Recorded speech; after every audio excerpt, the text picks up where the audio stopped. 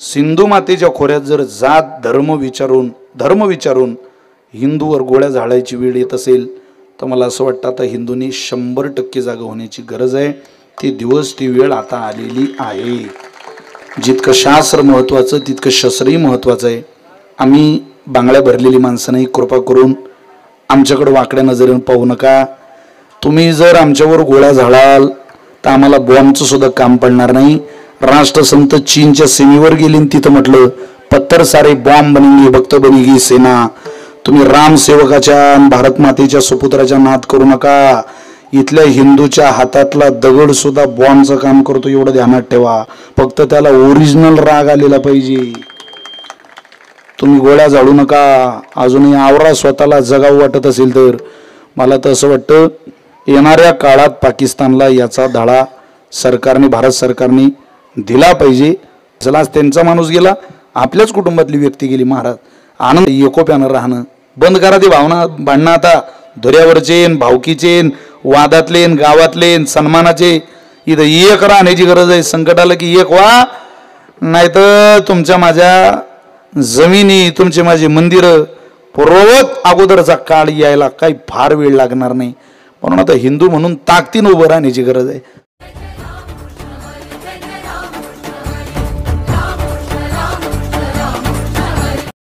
अनुसरे तो अमर झाला, अनुसरे तो अमर झाला, अंतरला संसारा न देखती गर्भवास। कधी दास विष्णूचे विसंबेना माता बाळा, तैसा लळा पाळावा न देखती गर्भवास। कधी दास विष्णूचे त्रिभुवनी ज्याची सत्ता, तू कया रक्षिता तो झाला न देखती गर्भवास। कधी दास विष्णूचे अथावाच सर्वस्वमती परिणामावधी गृणन ममापेश स्तोत्रे हर निरपवाद परिकरहा। श्रीरामचंद्र कृपालु भजुमन हरण भव भय दारुणम नवकंज लोचन कंज मुख कर कंज पद कंजारुणम कंदर्प अगणित अमित चबिनव नील नीरज सुंदरम पटपीत मान उदडित रुचि सुचि नौमि जनक सुतावरम भजुदीन बंधु दिनेश दानव दैत्य वंशणी कंदनम रघुनंदानंद कंद कौशल चंद दशरथ नंदनम शिरमुकुट कुंडल तिलक चारु दारु अंग विभूषणम अजान भुज शर चापदर संग्रामजित कर दूषणम अतुलित बलधामम हेम शैलावदेहम धनुजवन कृशानम ज्ञानिनामग्रगण्यम सकल गुण निदानम वानरानामधीशम रघुपति प्रिय भक्तम वातजातम नमामि मस्तक हे पायावरी वार करे संतांचा।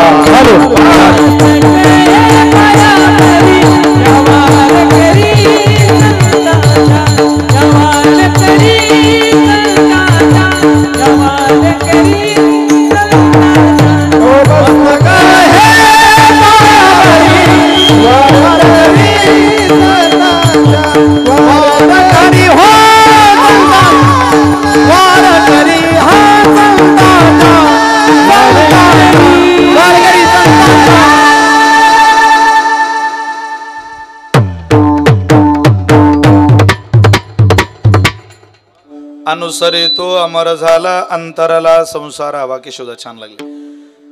न देखती गर्भवास कधी दास विष्णूचे। संप्राप्त कीर्तन रूपी सेवेकरिता निवडलेला अभंग संत श्रेष्ठ जगद्गुरु श्री तुकोबाराय। ज्या श्री तुकोबारांच्या अभंगवाणीला वारकरी संप्रदायाच्या दृष्टीने किंबहुना वारकरी संप्रदायाच्या विचाराने सूर्याची प्रखरता, चंद्राची शीतलता, अग्नीची दिव्यता, वेद मंत्राची पवित्रता, गंगेची सुचिता, आईची वात्सल्यता शिवपमा दिलेली आहे।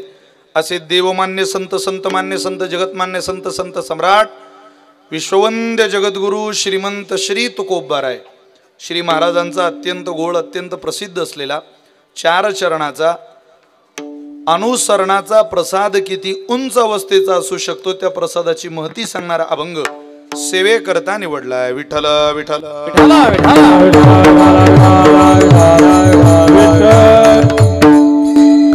एका नैमित्तिक कारणाच्या निमित्ताने होऊ घातलेली एक दिवसीय कीर्तन सेवा आपल्या सगळ्यांच्या साक्षीने या ठिकाणी संपन्न होते.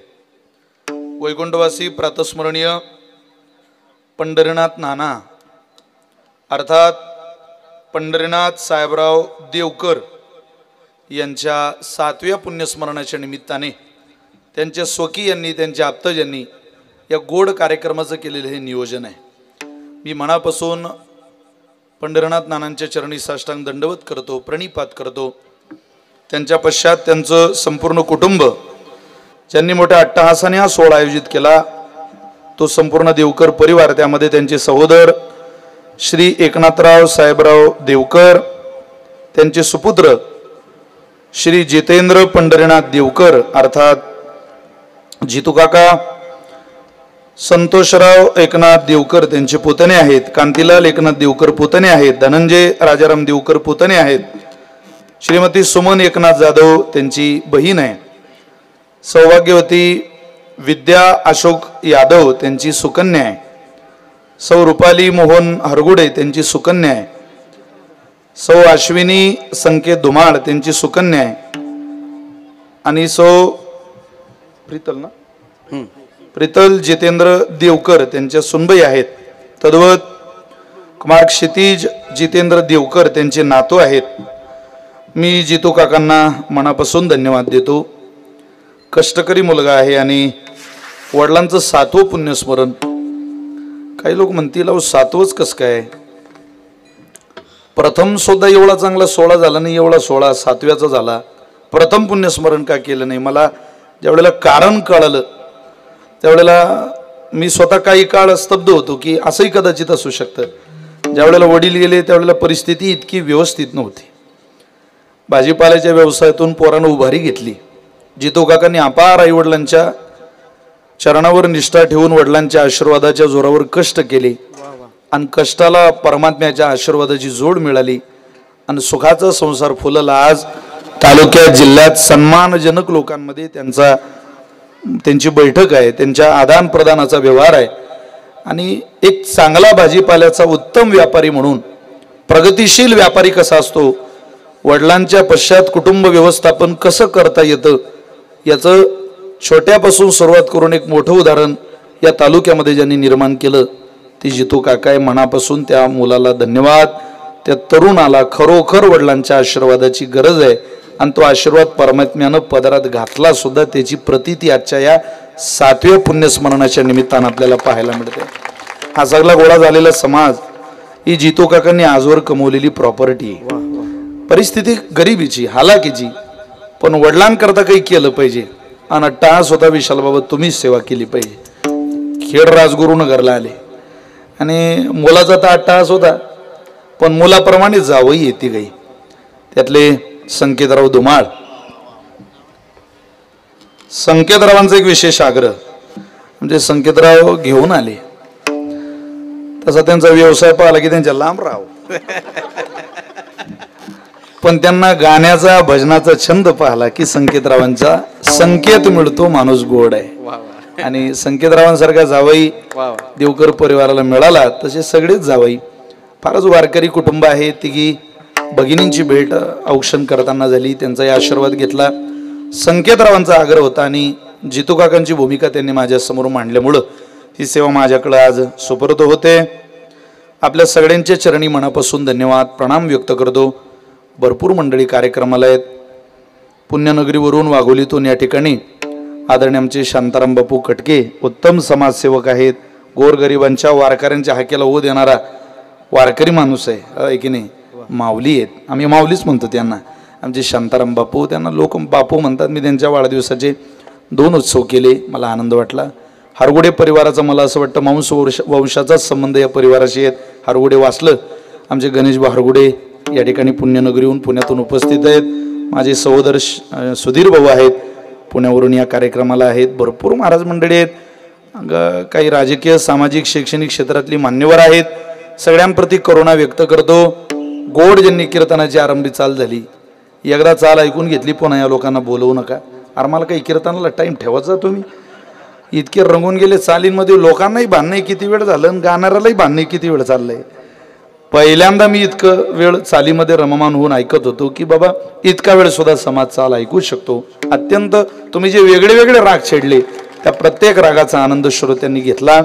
संगीत अलंकार नारायण महाराज खिल्लारे आहेत, संगीत अलंकार ओंकारजी महाराज जगताप आहेत. गोड ज्यांनी कीर्तनाचा श्री गणेशा झाला, ज्यांच्याकडून असे आदरणीय संगीत अलंकार कैलासजी महाराज पवार आहेत. तिघीन करता एकदा जोरदार टाळी वाजवा. महाराष्ट्राचं वैभव आहे भजनाचं, तिघींनाही महाराष्ट्र ओळखतो, आबाल वृद्ध त्यांना परिचित आहेत. आदरणीय मृदंग साथीला महाराष्ट्रातलं मृदंग विश्व कृष्णा महाराज बोरकडे कार्यक्रमाला उपस्थित आहे, परभणीवरून या कार्यक्रमाला आहेत, त्यांनाही धन्यवाद. आदरणीय आमचं वय लहान आहे पण अत्यंत जीवाभावाचा सहकारी महाराष्ट्राच्या गोड हार्मोनियम वादकांमध्ये सध्या त्यांचं नाव आहे. खरोखर त्यांच्या जीवनाचं सार्थक कमी वयात झालं अशी सार्थक महाराज दरेकर कार्यक्रमाला उपस्थित आहे. गुरुकुळातली सगळी विद्यार्थी आहेत, सगळी महाराज मंडळी, या सगळ्यांच्या चरणी प्रणाम करतो. आणि महाराष्ट्रातलं एक वारकरी विश्व परंपरेचं गोड चॅनल, एक समूह वारकरी परिवार, जिवाळा नावाचा वारकरी परिवार, जिवाळा समूहाचे मालक आदरणीय अमोल थोरात पाटील, अमोलदादाही कार्यक्रमाला उपस्थित आहे. आमच्या केशवदादांचा गोड साऊंड कार्यक्रमाला आहेत. वेळ जरी झालेला असला तरी मिळालेल्या वेळेत तुम्हाला त्रास होणार नाही अशा शब्दात, वेळ आठवणार नाही अशा शब्दामध्ये कीर्तन सेवा आवरण्याचा प्रयत्न आपण करणार आहोत. विठ्ठल विठ्ठल तरी तो अमर झाला अंतरला संसारा, न देखते गर्भवास कधी दास विष्णूचे. तुकोबरांचं 4 चरणाचा अत्यंत गोड अभंग आहे. तुमच्या माझ्या कानावर असलेले वाचनात असलेले 2 मराठीचे शब्द आहेत. 1 अनुकरण आणि 2 अनुसरण. फार जवळचे आपल्या, पण अनुकरण पूर्णतेनं वेगळं आहे आणि अनुसरण पूर्णतेनं वेगळं आहे. अनुकरणाला फार काळ स्थैर्य नाही आणि अनुसरणाला मरण नाही. अनुकरण टिकत नाही आणि अनुसरण संपत नाही. अनुकरणानं माणसं पुढे जातात पण काल मर्यादा असते. अनुसरणानं कदाचित माणसं पुढे जात नसतील पण जिथं जातात ते मात्र अंतिम टोक आयुष्याचं असतं, समाधानाचं शेवटचं ठिकाण असतं. म्हणून तुकोबारांनी आपल्याला अनुकरणाकडे नेलेलं नाही, अनुसरणाकडे नेलेलं आहे. अनुकरण 1-2 तासाचं असतं, अभिनय हा फार वेळ टिकत नाही. म्हणून समाज व्यवस्थेचा, कलेचा, फार विद्वत्तेचा, सौंदर्याचा, श्रीमंतीचा माणसानं बडेजाव करू नये, नाटक करू नये, अभिनय करू नये. फार वेळ टिकत नाही. आपण कायम सांगतो ना, दाढी वाढवली म्हणजे कोणी छत्रपती होत नाही, चंद्रकोर लावली म्हणजे कोणी महाराज होत नाही. चंद्रकोर लावल्यानंतर आणि दाढी वाढवल्यानंतरच या महाराष्ट्रात कोणी महाराज झालं असतं तर मला असं वाटतं 50-51 वर्षाचा काल आयुष्यातला 35 वर्षाचा कालावधी महाराष्ट्राला महाराजांनी स्वराज्य निर्मिती करता घोड्याचा लगाम हातात धरून दान केला. या इतिहासाची समाजाला भूल पडली असती. अरे दाढी वाढवली म्हणजे नाही, चंद्रकोर लावली म्हणजे नाही, 50-51 वर्षातला निम्म्यापेक्षा जास्त कालावधी सेवेत महाराष्ट्राला दान करावा लागतो. तेव्हा छत्रपती शिवाजी महाराज म्हटलं की माणसं आपसुक जय म्हणतात. हे केलेल्या समर्पणाची पावती, जीवनात स्वीकारलेल्या अनुसरणाची पावती. अनुकरण टिकत नाही आणि अनुसरण संपत नाही. म्हणून अनुकरणाकडे जाऊ नका, ते फार वेळ टिकत नाही. किती वेळ? आता सध्या अनुकरणाचा फार प्रभाव आहे. मी तिच्यासारखी दिसली पाहिजे असं सगळ्यांनाच वाटतं, कोणाला नाही वाटत? मी त्याच्यासारखा असला पाहिजे, मी त्याच्यासारखा शर्ट, तिच्यासारखी साडी मी घातली पाहिजे, मला असं पाहिजे, कोणालाही वाटतं.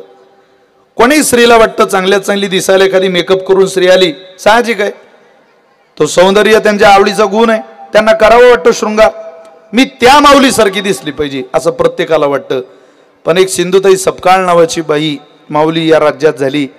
तिनं अनेक हजारो पोरांना दत्तक घेऊन सांभाळून ती अनाथाची माय झाली. मला तसं होता आलं पाहिजे असं मात्र कोणालाही वाटत नाही. अनुकरणाच्या दिशेनं जातानाच्या गाळ्याच्या गाळ्या रांग आहे, पण अनुसरणात जाताना अनुकरणाला काय परवा माझी बायको मला म्हटली मला 200 रुपये द्या. म्हटलं कशाला? येते म्हणे पार्लरला जाऊ. काय करते म्हटलं तिकडे जाऊन? केस सरळ करते म्हणे जरा. अगं म्हटलं घरीच कर. घरी होत नाही म्हणे ते. म्हटलं माय अख्खं खानदान सरळ केलं तू घरी आणि केस होत नाही. अगं प्रयत्न तर कर, तुला यश. कोणाला जावं नाही वाटत तू अनुकरणाच्या दिशेनं. प्रत्येकच जातात. अनुकरणाच्या दिशेनं जाताना sari matching, blouse matching, lipstick matching, बांगड्या मॅचिंग, सगळे मॅचिंग करून झाली होती ती देवाच्या दारात सुद्धा. पण अनुकरण देवाच्या दारात टिकलं नाही. कोणाचं? पुतनेचं. नामदेवराय बोलतात, नामाने आली नंदाची या घरा स्वरूप सुंदरी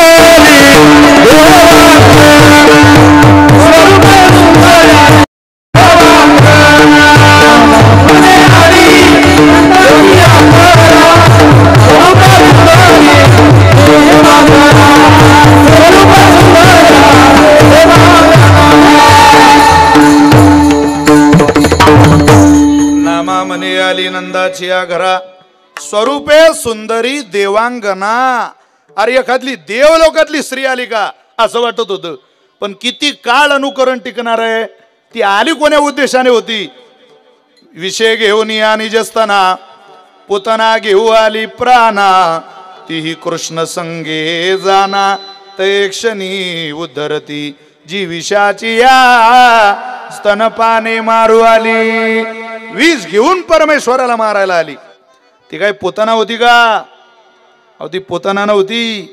तिनं केलेलं नाटक होतं ते. देव आहे तो. तिला आई म्हटल्याशिवाय सोडणार नव्हता. तुम्ही कोणाही अनुषंगानं नाटक करा, देव त्याचं पितळ उघड पाडल्याशिवाय राहत नाही. समन्वयात हे उदाहरण सांगायचं झालं तर पोतना ही आता दिसायला पोतना आहे, पण ती बलिराजाची मुलगी आहे. हो, ज्या वेळेला परमात्मा वामन रूपात तिथं आले, बलिराजाची यज्ञ चालू होती गुजरातमध्ये, आणि परमेश्वरानं येऊन आवाज दिला. बटू वामनाचं रूप घेतलेलं. ओम भवती भिक्षाम देई, ओम भवती भिक्षाम देई. अरे कोण आलाय? ब्राह्मण आलाय. ब्राह्मण विनमुख जाता कामा नाही. पडत आले महाराज आणि तिथं येऊन त्या ब्राह्मण देवतेला नमस्कार केला. त्यांनी जोडी पसरली. तेरे द्वार खडा भगवान, भगत भर दे रे झोली. आज लुटा दे सर्वस्व अपना, मान ले कहना मेरा. आज लुटा दे सर्वस्व अपना, मान ले कहना मेरा. दे बाबा. अरे भीख मांगने आया रे तेरे घर, जगत का पालनहारा, जगत का पालनहारा. तेरा होगा बड़ा ऐसा, तेरा होगा बड़ा ऐसा, जुग जुग रहेगी तेरी शान. भगत भर दे रे, भगत भर दे रे. तेरे द्वार खड़ा भगवान, भगत भर दे रे जोड़ी, भगत भर दे रे जोड़ी. देव दारात आला. आता एवढं मागितल्यावर राजा बली म्हटले, देतो तुम्हाला. काय पाहिजे मागा? काही नाही राजा, 3 पावलं भूमी पाहिजे. मागणारा उदार आहे, देणारा उदार आहे. मागणाऱ्याने जरा उदारतेकडे पाहून मागावं. असं काय मागताय? काही नको राजा, देऊन टाक एवढी 3 पावलं भूमी. आता मागणारा कळावलं नो, देणारा राजा आहे ना, आपण काय मागून राहिलो? ती काय व्यवहारातली मागणी आहे का? देरे शिवा, आता देरे शिवा तंबाखूला, असं आहे का? ते प्रत्यक्ष परमात्मा दारात आहे, समोर राजा उभा आहे, पण दृष्टी भेदातली आहे. कोणाची?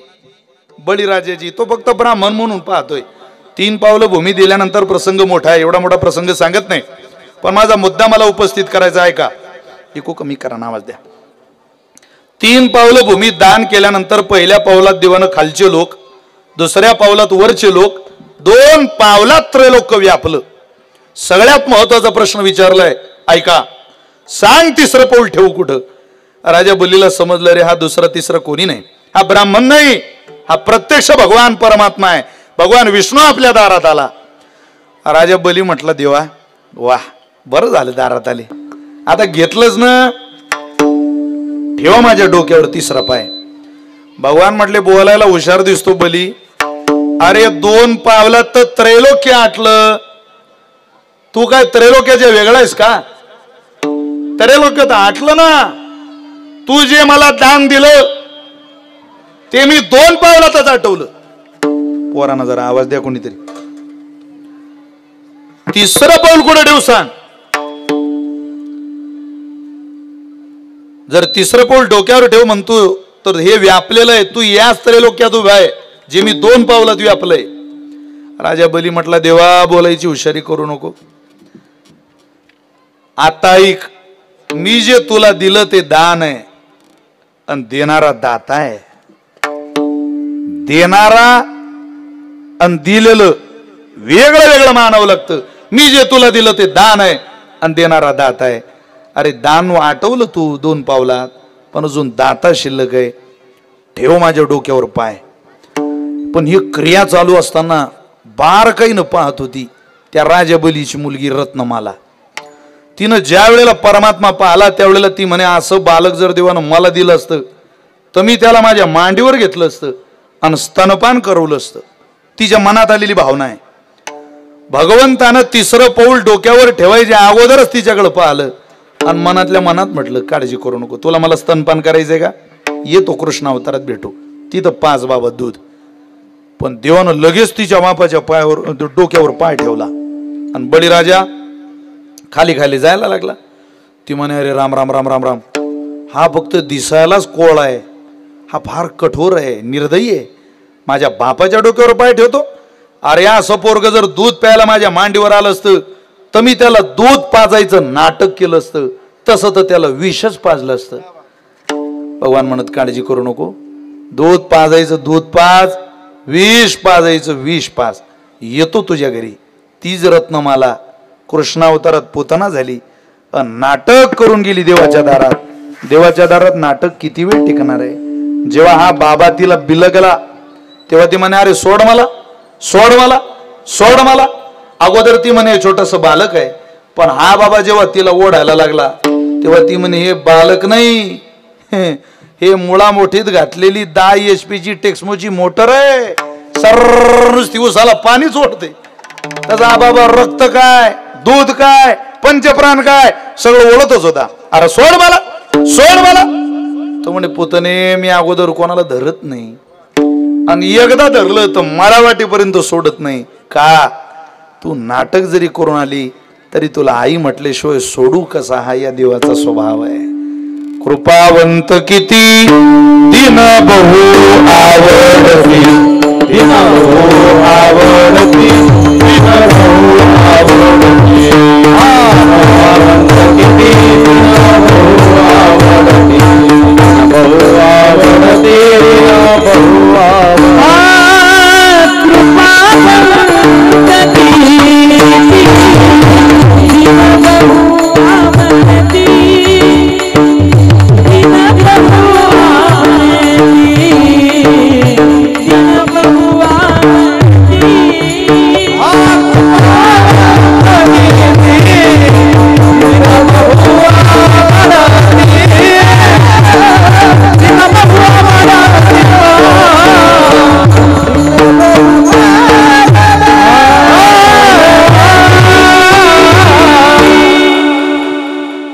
कृपावंत.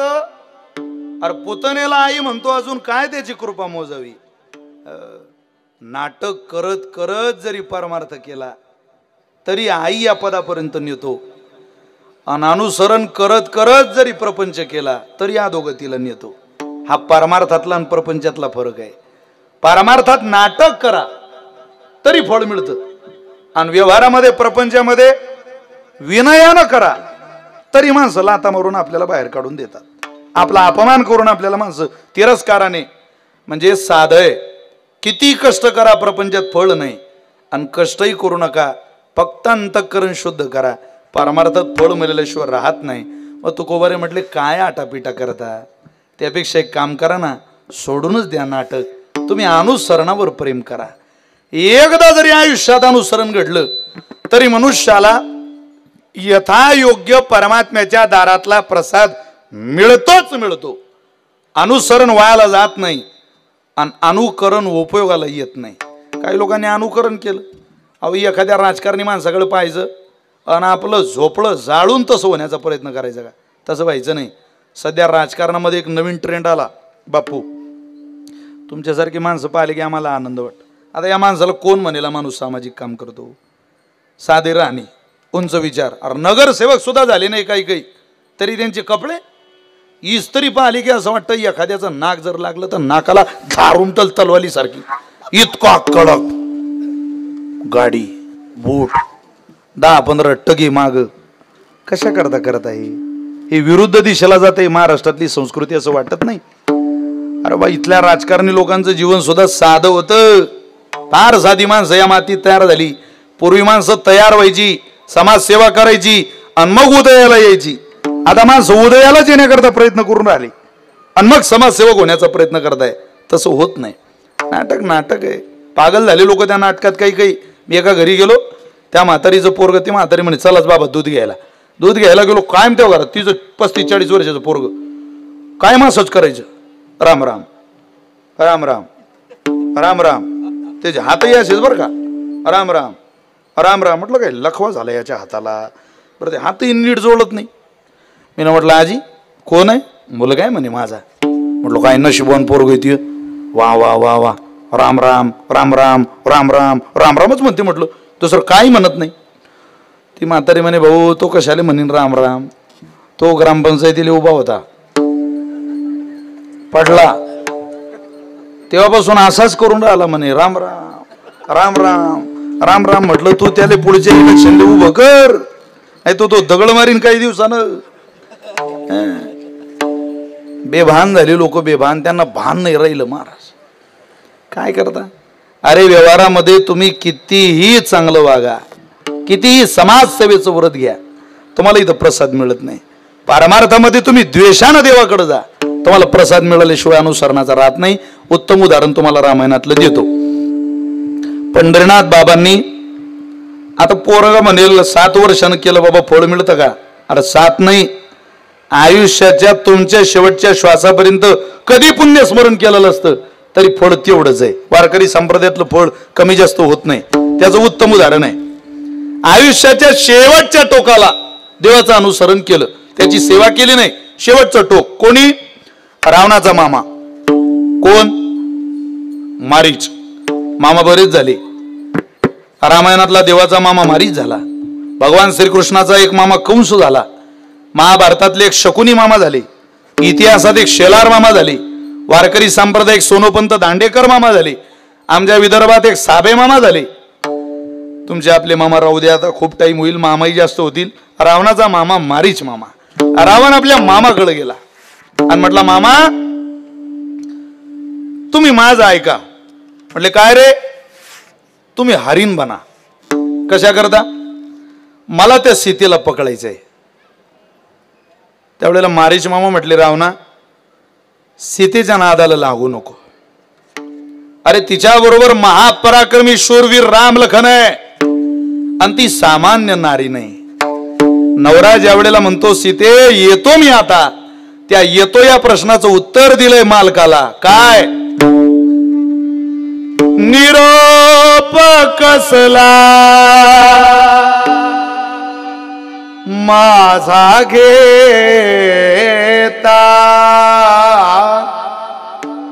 निरोप कसला माझा घेता, जेथे राघव तेथे सीता, जेथे राघव तेथे सीता.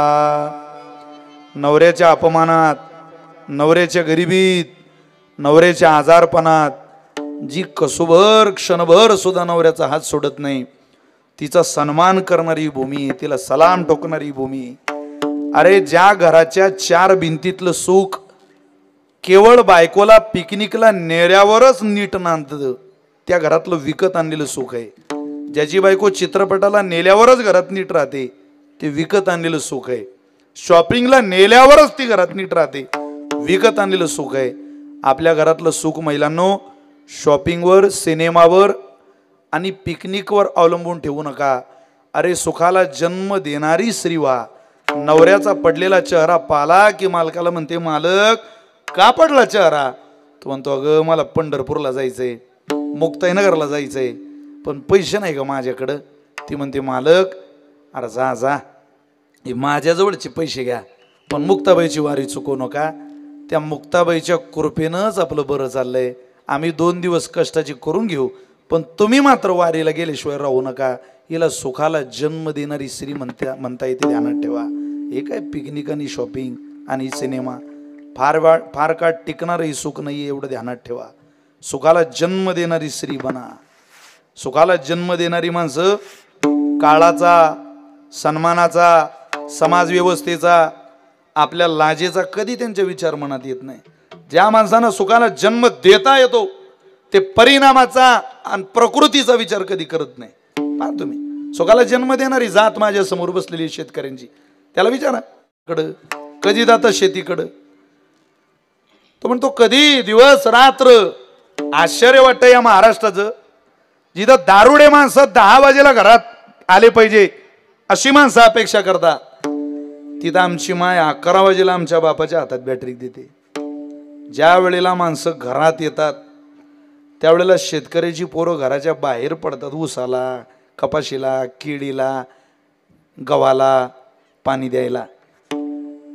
अरे 10 वाजले, आत ये, अंधारात काय करतो हे म्हणून आत घेणारी पिढी एक या राज्यात राहते. आणि उठ रे बाळा, रात्रीच्या 11 वाजल्यावर लाईट आली असेल, पोरा जा बॅटरी घेऊन, आपल्या ऊसाला पाणी भरायचंय. 11 वाजेला नवऱ्याच्या हातात बॅटरी देणारी आणि 10 वाजेला नवऱ्याला कॉलर धरून पिलेला आत घेणारी 2 चित्र या महाराष्ट्रात आहे. त्या दोन्ही चित्रातलं वर्गीकरण करायचं झालं तर 10 वाजेला कॉलर धरून आत घेणारीला पैशाची कसली कमी नाही.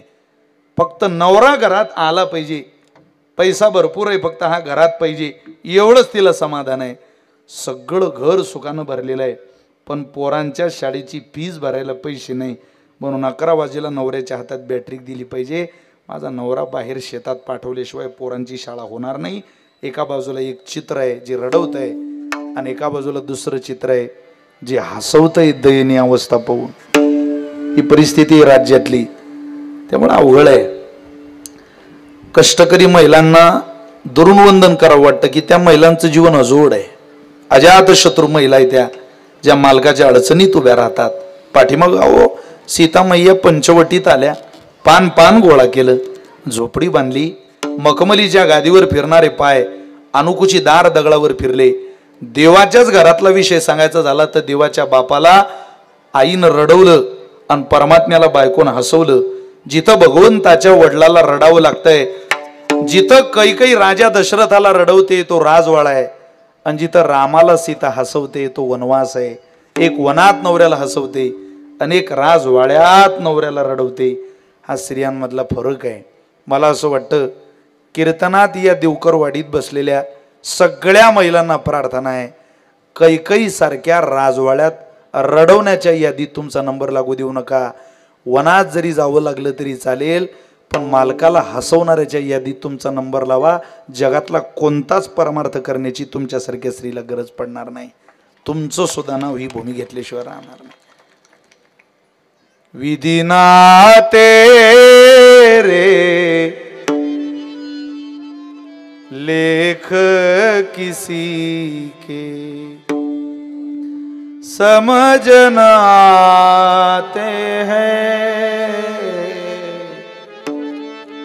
विधि ना तेरे लेख किसी के समझ न आते हैं.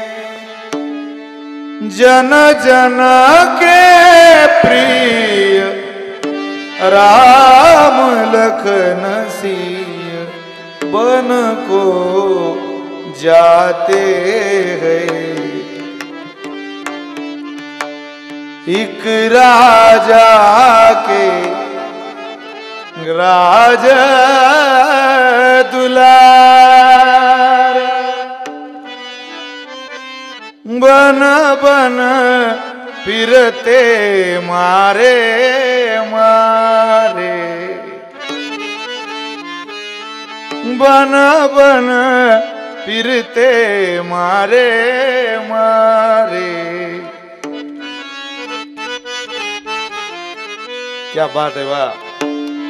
सबके कष्ट मिटाने वाले कष्ट उठाते हैं। जन जन के प्रिय राम लखन सिय बन को जाते हैं। म्हणून राष्ट्रसंत भगवंताला म्हणतात ना,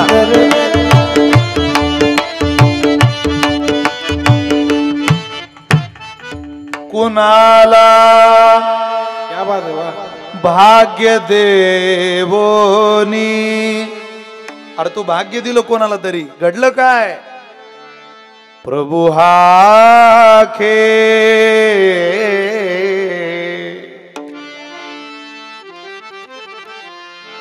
प्रभु हा खेळ दुनियेचा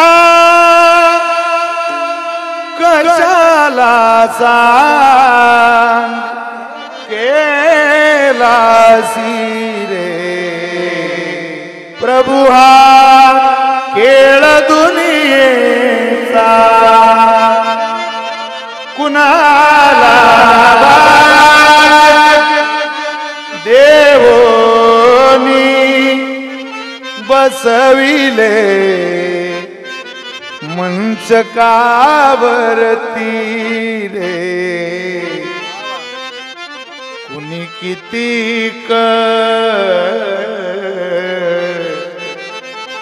कुणी किती कष्ट जरी केले तरी राहतात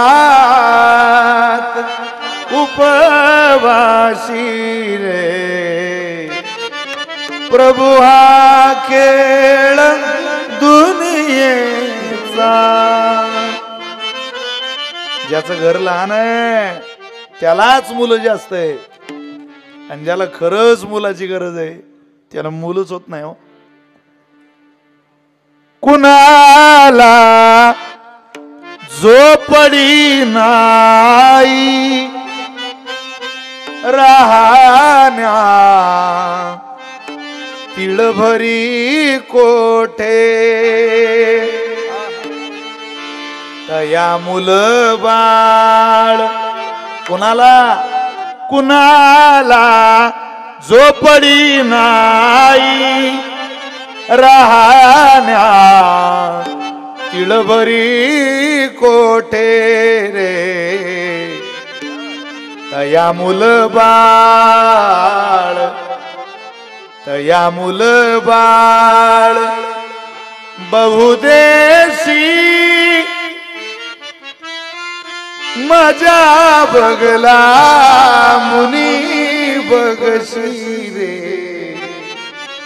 प्रभु हा खेळ दुनियेचा।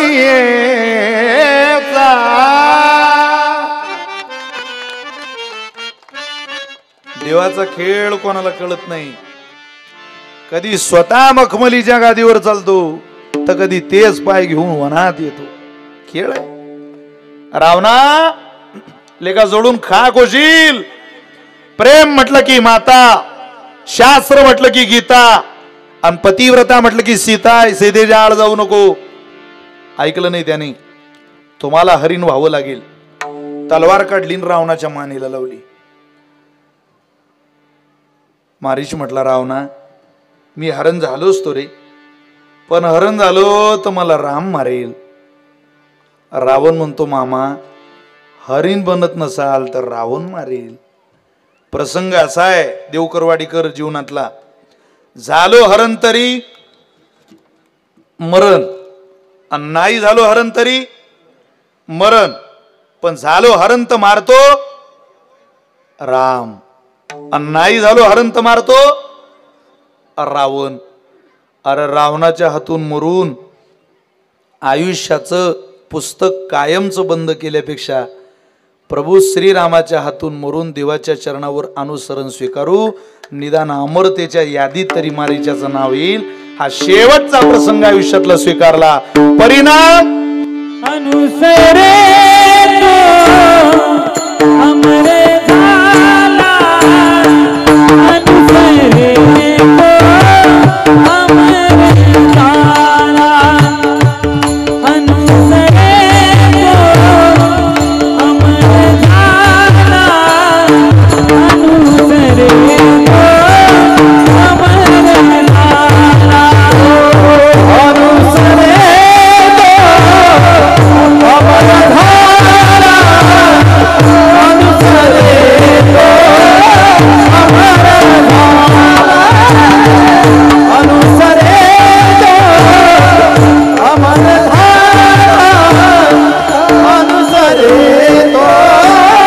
अमर झाला,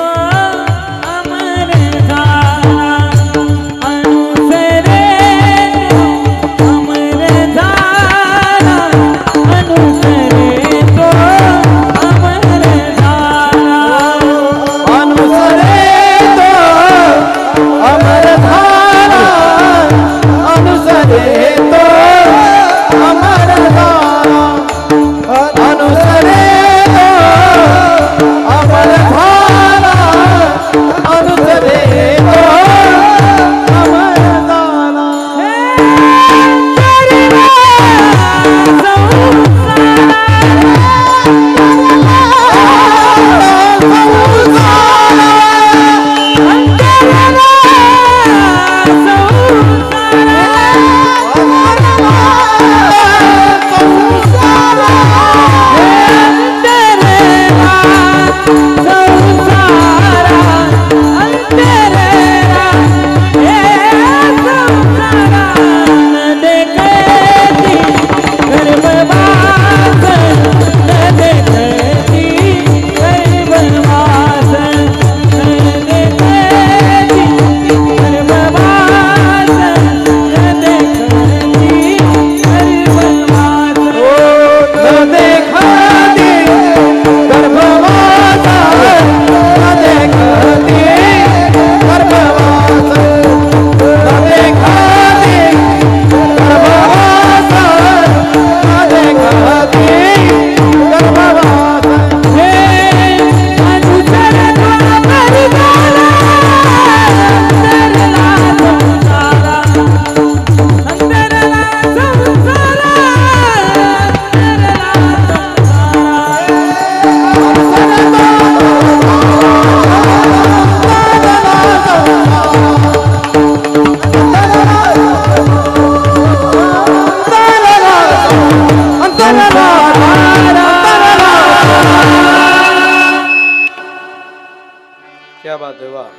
अनुसरे तो अमर झाला. मारीच्यानं हरिण व्हायचं ठरवलं आणि मरण स्वीकारलं देवाच्या हातातून. अरे बाण लागला देवाचा, पण आज सुद्धा देवकरवाडीच्या कीर्तनात एका राक्षसाचं नाव घ्यावं वाटतं आणि घ्यावं लागतं का? तो अनुसरणाचा प्रसाद आहे. पारमार्थातलं देवाच्या दिशेनं द्वेषाच्या अनुषंगानं जाणार सुद्धा अनुसरण व्हायला जात नाही. तो देवाच्या पत्नीचं रावणानं हरण करावं या उद्देशानं हरिण झाला होता, पण तरी प्रसाद मिळाला. अनुसरे तो अमर झाला, अंतरला संसारा. काय अंतर पडलं इथं? संसारा शब्दाचा अर्थ देह असा घ्यायचा. आपला जन्म याचं अंतर वाढवण्याकरता झालाय. आपलं याच्यावर जेवढं प्रेम आहे याचं अंतरच वाढत नाही, हा आपल्याला नकोच वाटत नाही. अरे महाराज म्हटले याचे काय चोजली पुरवतो, हा तुला जो मिळाला हा भक्ती साधने करता मिळाला, तुला का कळत नाही? तू वेड्याचं सोंग का घेतोय, आधळ्याचं सोंग का घेतोय? तुला निदान संत वाङ्मयाचा परिचय होत नाही? अरे संत वाङ्मय सोडावं, इथं माणसाला माणसाचा परिचय व्हायची अडचण झाली, काय संत वाङ्मयाचा परिचय होईल? संत वाङ्मयाकडे पाहण्याची नजर ज्याला आली त्याला या देहाबद्दलची किंमत संत वाङ्मयात संतांनी दाखवून दिली. नाकमुख गळू लागले, लाडाने शिंबूड श्वानापरी गती झाली, अवघे करीती हाळहाळ. तुम्हाला तुकोबारांच्या गाथ्यातले अनेक उदाहरणं देता येतील, पण ते कळायला नजरच लागते. आता नजरच नसली काय कळणार आहे? नजर, माणूस कळायला काय लागते? नजर लागते. तुम्हाला जवळचं रेल्वे स्टेशन कोणतं आहे? दौंड, मोठं रेल्वे स्टेशन. यवत का? यवत. पण आपल्याला जंक्शन चांगलं आहे ना, दौंड, सगळ्यांना माहिती असले. यवतून मुक्ताईनगरच्या भुसावळची गाडी लागणार नाही, पण दौंड वरून भुसावळची गाडी लागते, महाराष्ट्र एक्सप्रेस. लोईदा गेलोय मी त्या रेल्वे ना, बाबा महाराष्ट्र एक्सप्रेस सगळ्यात लांब प्रवासाची गाडी. नागपूर गोंदिया, काय कोल्हापूर गोंदिया, अशी ती एक्सप्रेस. हो, महाराष्ट्र एक्सप्रेस तिचं नाव. एक व्यक्ती त्या रेल्वे स्टेशनवरती गेला आणि तो कोणाची तरी वाट पाहत होता. दोन पोरं आले, गरीब होता, शेतकरी होता, धोतर फाटलेलं, टोपी मळालेली. दोन मुलं आले. अरे पोरो किती उशीर झाला, गाडी येत होती. बर बर बर बर बाबा, हे तिकीट आहे तुमचं, आम्ही तुम्हाला व्यवस्थित बसून देतो. बर बर बर. तेवढा ते काळा कोट घातलेला माणूस तिथं आला. नमस्कार नमस्कार. कहो कुठं निघाले? मुंबईला चाललो साहेब. काय करता मुंबईला? मी काही नाही करत साहेब, मुलं असता मुंबईला. बर बर. काय करता? बोल. एक ऑटो चालवतो, एकाचा गाळा आहे तिथं, त्या गाळ्यामध्ये कटलरीचं त्याचं दुकान आहे. दोन मुलं आहे. हो. किती वर्ष झाली? 10 वर्ष झाली साहेब. वा वा. पहिल्यांदाच चालला वाटतं? पहिल्यांदा चाललो बरं का साहेब, आतापर्यंत मुंबईचं नाव ऐकू नये, मुंबई काही डोळ्यानं पाहिली नाही. बरं बरं. तेवढ्यात गाडी आली आणि दोघी त्या गाडीत बसले. या पोरांनी त्या म्हाताऱ्याला सीटवर रिझर्वेशनच्या दाखवून दिलं, सीट बसून दिलं. योगायोगानं साहेबाचं शेतकऱ्याचं जवळजवळ सीट होतं, जवळजवळच बसण्याची जागा होती. प्रवास चालू झाला. त्या प्रवासात पहिल्यांदाच चालले बाबा? पहिल्यांदाच चाललो. मग मुंबईत तुम्हाला घ्यायला पोरं येणार आहे साहेब. वा वा. गरीब दिसता? गरीब आहे साहेब, शेतकरी गरीबच असतो. बघा, धोतर फाटलेली, टोपी मळालेली. वा वा, चांगलंय. हा प्रवास खूप लांबचा आहे, माहितीये का? माहिती. हा प्रवास आपल्याला बोर होऊ नये, कंटाळवाना होऊ नये याकरता मला असं वाटतं आपण काहीतरी खेळ खेळलं पाहिजे. काय खेळायचं साहेब सांगा ना? तुम्हाला काही सिनेमाचं गाणं वगैरे? नाही हो म्हटले. आंधळे पांगडे वासुदेव जोगी मुका बहिरा गवळणी काय म्हणाला वा म्हणतो मी. गाणं येत नाही? नाही, गाणं मला नाही साहेब. तुम्हाला? माझे 400-500 गाणे पाठ आहे. असं का? चांगलं आहे. तुम्हाला काही पत्ते वगैरे? नाही हो म्हटले साहेब. असं काय, मला काही ते येत नाही. येत नाही साहेब तुम्हाला? मला येतं खेळता. साहेब तुम्हाला कोणी शिकवलं? वडिलांनी शिकवलं. अरे वा, नालायक होती वडील. मग चांगल्या वडिलांनी हरिपाठ हातात दिला नाही, एकदम राणी हातात दिली, तुमच्या गुलाम हातात दिला, तुमच्या राजासहित. चांगलंय. अहो म्हटले तसं नाही, हा प्रवास कंटाळवाना होईल म्हणून काहीतरी खेळू म्हणून विचारलं तुम्हाला. एक काम करायचे का, आपण पैज खेळूया. पैज म्हणजे एक प्रश्न मी तुम्हाला विचारेल, त्याचं उत्तर तुम्ही द्यायचं. दुसरा प्रश्न तुम्ही मला विचारायचा, त्याचं उत्तर मी देईल. हा, तसं चालेल साहेब. पण एक काम करा, एक प्रश्न मी तुम्हाला विचारेल शेतकरी दादा, त्याचं उत्तर तुम्ही द्यायचं. रामभाऊ म्हटले मी देईल. दुसरा प्रश्न तुम्ही मला विचारायचा, मी उत्तर देईल. पण तुम्हाला जर उत्तर देता आलं नाही तर तुम्ही मला 100 रुपये द्यायचे, आणि मला उत्तर देता आलं नाही तर मी तुम्हाला 100 रुपये देईल. तर म्हटलं साहेब मी पैज खेळायला तयार आहे, पण मी गरीब, तुम्ही बोर झाले का? मी घरी जाऊ का? तुम्हाला काही लिंबू सरबत वगैरे मागू का? म्हणजे काही ताण आला का तुम्हाला? थोडं तर बोला साहेब. मी गरीब, तुम्ही श्रीमंत. मी अडाणी, तुम्ही हुशार. मी पहिल्यांदा मुंबईला चाललो, तुम्ही किती वेळा जाऊन आले. माझ्या खिशात पैसे कमी आहे, तुमच्या खिशात पैशाचा महापूर आहे. बरं, मला याची सवय नाही, तुम्हाला याची सवय. हिंदुस्थानात असं गाव नाही जगावत रतन खत्रीचं नाव नाही. तुम्ही कदाचित त्यात एक्सपर्ट असाल, मला मात्र कोणत्याही गोष्टीची सवय नाही. साहेब एक काम करू, एक प्रश्न मी तुम्हाला विचारेल, त्या प्रश्नाचं उत्तर तुम्ही द्यायचं. पण तुम्हाला जर उत्तर देता आलं नाही तर तुम्ही मला 100 रुपये द्यायचे. नंतर तुम्ही मला एक प्रश्न विचारायचा साहेब, त्या प्रश्नाचं उत्तर मी देईल. पण मला नाही देता आलं, मी फक्त 10 रुपये दिलो साहेब. गरीब माणूस आहे राजीव. बरोबर 10 तर 10, याला काय कळतं. विचारू एखादा भारीत भारी प्रश्न. सध्या पुणे जिल्ह्यात अजितदादाच्या गटात कोण आहे, पवार साहेबाच्या गटात कोण आहे, याला काय माहिती आहे नाव. यारो भारीत भारी प्रश्न एखादा. आता सुप्रियाताईंच्या लोकसभा मतदारसंघातून एकमेव महाविकास आघाडीचे आमदार, ती म्हणे भाजपच्या दिशेने. विचारू ते कोण आहे, याला काय माहिती. नाव विचारू एखादा. आकस्मित करणारा प्रश्न विचारू, याला काय माहिती आहे जगात काय चाललंय, आपल्याला माहिती. पण पहिला मान शेतकऱ्याला दिला. साहेब तुम्ही नाही तुम्ही विचारा रामभाऊ. तर म्हटलं विचारू 20 पायाचा, 30 हाताचा आणि 10 डोक्याचा प्राणी कोणता. 20 पायाचा, 30 हाताचा आणि 10 डोक्याचा प्राणी कोणता. टोपी काढून डोकं खाजवायला लागले साहेब. नसताना आधी लागलो म्हणे का.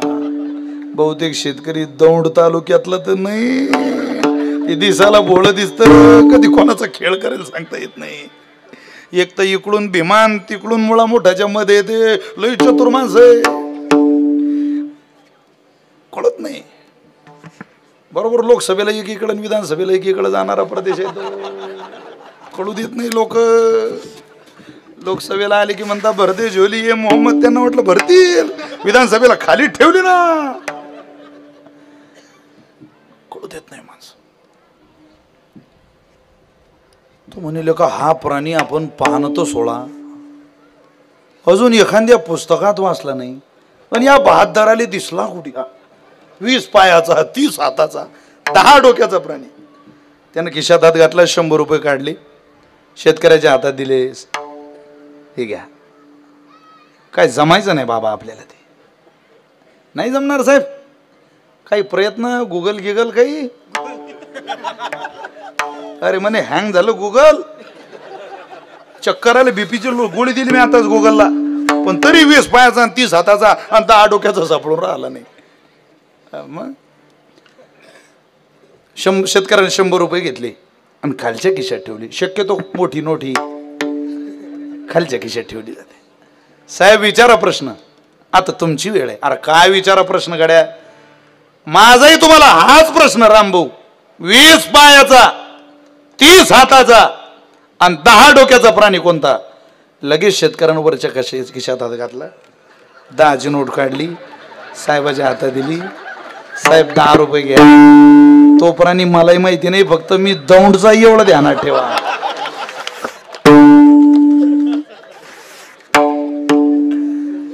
अरे इथं माणसोड काहीची पंचायत आहे आणि हे बहादर म्हणता आम्ही यमाला उत्तर देऊ.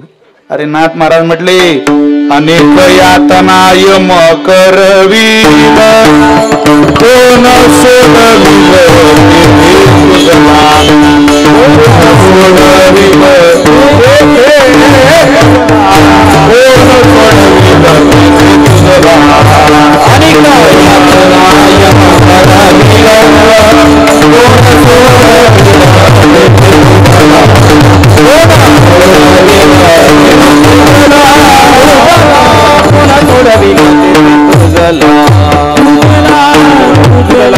आयुष्यभर लबाडच बोलून राहिला, कधीच खरं बोलत नाही. अरे काय उत्तर देता होशील तू.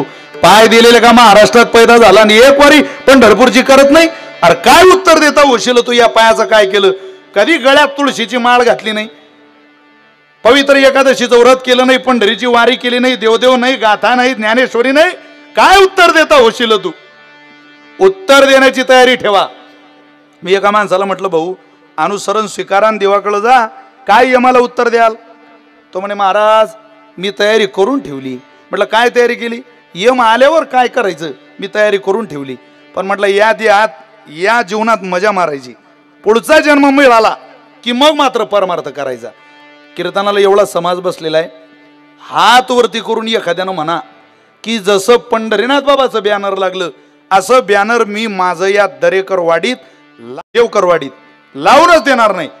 आहे कोणीतरी? मंदिर नसलेलं गाव दिसेल पण स्मशान नसलेलं गाव पाहून सापडणार नाही. आज सुखाचे दिवस आहे. हार्ट अटॅकने पंढरीनाथ बाबांना जावं लागलं. हे आयुष्य काय तुमच्या माझ्या बापदादाची मक्तेदारी आहे का? जहागीरदारी आहे का ती आपली? की तुम्ही म्हणा एक तुकोबारांचा गोड नाट आहे.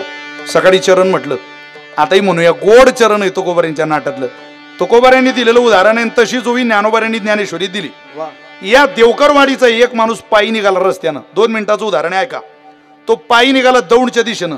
रस्त्यानं जाता जाता जाता जाता इतका गरीब गावचा होता, इतका गरीब कुटुंबातला होता की दिवसभर काम केलं नाही तर संध्याकाळची चूल त्याच्या घरात पेटत नव्हती. इतका गरीब. पण रस्त्यानं जाता जाता त्याच्या जोडून राजाचा ताफा गेला. फारच गरीब हा. राजाचा ताफा गेला. राजा घोड्यावर. त्या राजाजवळ जवळजवळ 3-3.5 किलो सोनं होतं देवकरवाडीकर. आणि ते नेमकं सोन्याचं गाठोळ राजाजवळून खाली पडलं, रस्त्यात पडलं. याची गरिबी संपवायलाच देवानं ते पाडलं होतं. भगवान का ऐसा है, भगवान जब देता है तो छप्पर फाड़ के देता है. एकदा देवानं द्यायचं ठरवलं ना, कोणाला देईल? अरे मेंढपाळ समाजाचे एक पोरग बिरोदेव प्रयत्न करून सुद्धा माणसं यशस्वी होत नाही. आणि त्या बिरोदेवला देवानं IPS त्याच्या कष्टाला फळ आहे महाराज, मोल आहे त्याच्या कष्टाचं. अरे निकाल लागला तेव्हाही ते पोरग मेंढ्यांच्या मागे होत. आश्चर्य की नाही? पण त्या मुलाचं मला एक आवडलं. त्यांनी टेलिव्हिजनला येऊन सांगितलं, कृपया मीडियाने गैरसमज करू नका, पोरं आळशी होतील, अभ्यासाकडे दुर्लक्ष करतील. ते म्हटले मी काही सतत मेंढ्यांच्या मागे जात नव्हतो. मी मेंढपाळाचा पोरगा जरूर आहे. माझ्या आईवडिलांनी अपार कष्ट केले पण मी अपार परिश्रम अभ्यासात केले. 1 महिना सुद्धा मला सातत्यानं मेंढ्यांच्या मागे कधी जाता आलं नाही. ते म्हटले पोरं मेंढपाळाचं पोरग जरूर IPS झालं पण केवळ मेंढ्यांच्या मागे फिरून झालं नाही रे, प्रचंड अभ्यास करून झालं. ही शिकवलं त्या पोरानं या राज्याला, या समाजाला, या समाज व्यवस्थेला. श्रीमंतीत गुरमीत रममान होऊन केवळ मोटरसायकलीचा धिंगाणा, चोराळा मोठमोठ्या सायलेन्सरचे आवाज, मोठ्या मोठ्या गाड्या घेऊन रात्री फेरफटका मारणाऱ्या नाही मोठी जरब आहे. एका गरीब कुटुंबातलं पोरग IPS. अरे सलाम मारणारी माणसांची रांग लागेल त्याच्या दारात. त्याच्या कष्टाचं मेहनतीचं फळ आहे. देवानं ठरवलं ना यश घालायचं, यशच देतो महाराज. आता त्याने तिच्याकडे पाहिले आणि तिने त्याच्याकडे पाहिले. पाहता पाहता वर्ष निघून गेले. मग काय, त्याचे 2 आणि तिचे 3 विषय राहिले. एकाच वर्गात 3-3 वर्ष मुक्काम करणाऱ्याला काय IPS अधिकारी कळणार आहे? त्याला अभ्यास लागतो, त्याला मेहनत लागते, त्याला जिद्द लागते, चिकाटी लागते, उमेद लागते.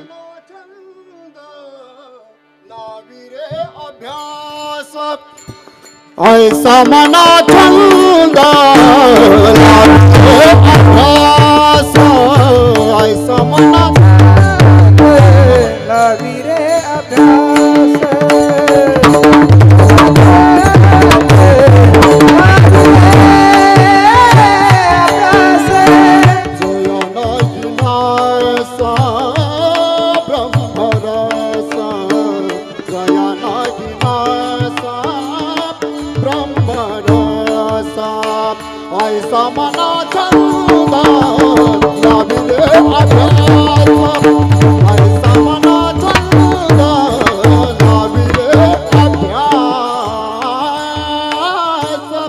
असाध्य ते साध्य, असाध्य ही साध्य होईल. करिता सायास कारण अभ्यास. तुका म्हणे अभ्यासानं जेन होते माणसाला मिळतं. म्हणून रोज काहीतरी वाचा. वर्तमानपत्राचं तुकडं दिसलं तरी वाचा, फायदाच होईल आपल्याला त्याचा. बिनकामाच्या बातम्या माणसं नजर देऊन वाचता, कामाचं नाही. तरुण पोराला व्यासनाचं व्यासंग राहिलेलं नाही, छंद राहिलेला नाही. चला विस्तार होईल त्या गोष्टीचा आणि वेगळीकडे वळून जाईल. न कळू देता सुद्धा देव कधीतरी देतो. ज्ञानोबारांनी तुकोबारांनी दिलेलं उदाहरण तुम्हाला एक ओवी सांगतो आणि एक नाटाचं चरण सांगतो.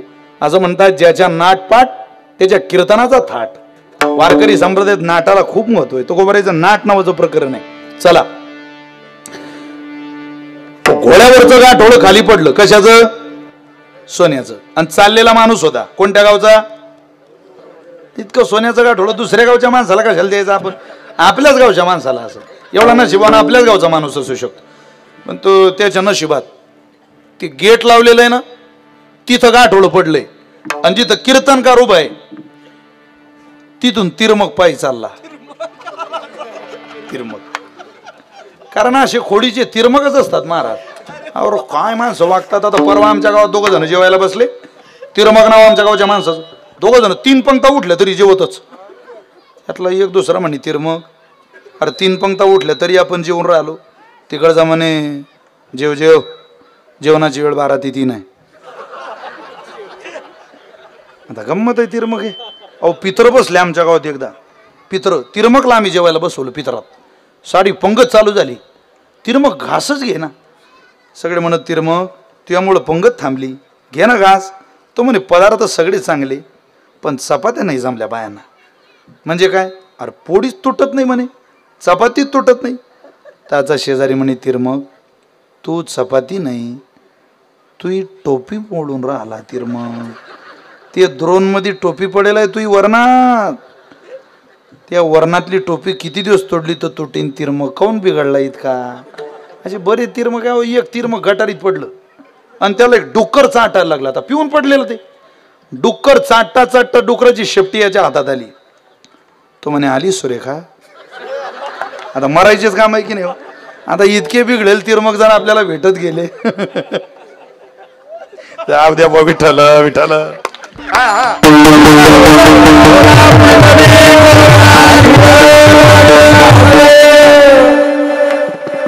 इथपर्यंत चालत आला तिरमक, व्यवस्थित चालत होता. येऊ नये तुकोबारे म्हटले, पण तिरमकच्या मनात विचार आला काय?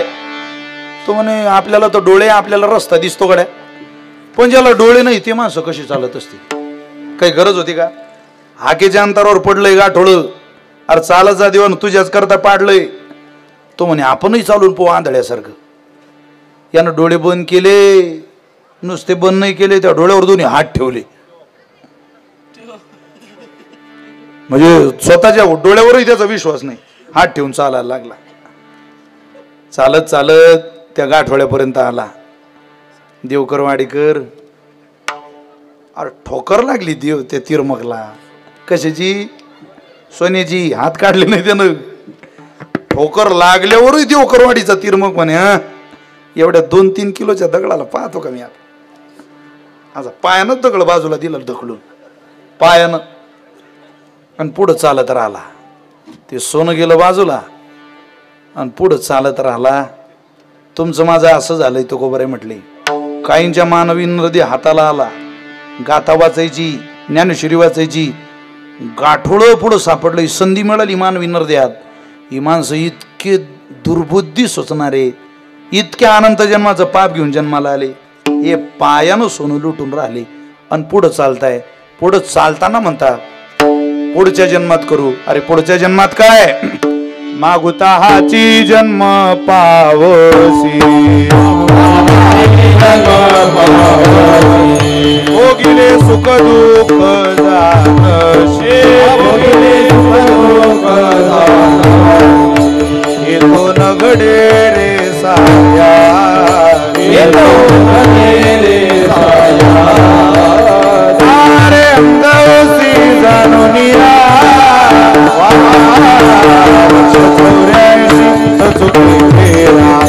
लक्ष 84 न चुके फेरा. सारे अंगवसी जाणूनिया, लक्ष 84 न चुके फेरा. हाची जन्म पावसी, भोगिले सुख दुःख जानसी, येतो नगडे रे सायासी. सारे अंध होती जाणूनिया, जन्म पावसी, भोगिले सुख दुःख जानसी, येतो नगडे रे सायासी.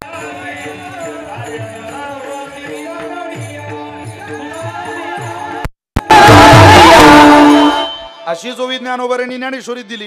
कैचे प्राप्तीचे वेळे, निदैव आंधळेपणाचे डोळे, की असते आपुले डोळे आपण झाकी. अरे डोळं बंद करू नको देवकरवाडीतल्या भल्या माणसा, वेळोवेळी डोळे उघडून पाहायची संधी या जन्मात आहे रे. अरे काय पशु काय पाप पुण्य जाणती, झोकायचं काय प्राण्याने जमतं का? तू माणूस असशील तर झोक वाक नम्र हो, शीतल हो, शालीन हो. एक दिवस अमर पदाचा प्रसाद तुकोबाराय ज्ञानोबाराय तुझ्या पदरात घातल्याशिवाय राहणार नाही. पुढं काय झालं? प्रसाद मिळाला अमर पदाचा, याचं अंतर वाढलं, पण तुकोबाराय म्हटले दुःख संपलं. कशाचं? अरे पुन्हा यावं लागेल ना यांना जन्माला. महाराज म्हटले पुन्हा येण्याचा त्रास नाही. आता इतक्या मोठ्या सुखात गर्भवासाचं दुःख झिरो झालं. अभंगाचं दुसरं चरण. देखती गर्भवास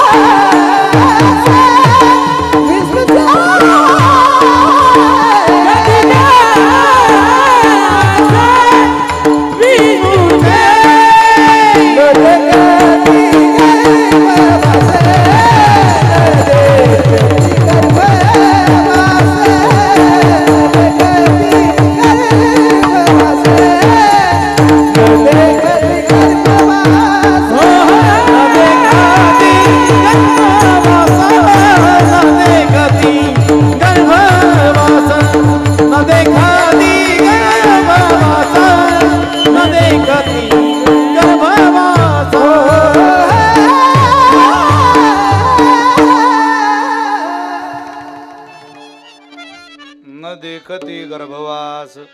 पुन्हा गर्भवासाला यावं लागलं तरी त्या गर्भवासाचं दुःख राहत नाही. मोठ्या सुखामध्ये छोटं दुःख वजा झालं. कधी दास विष्णूचे का विसरतात होते इतकं मोठं दुःख? त्याचं कारण तुकोबारांनी सांगितलं.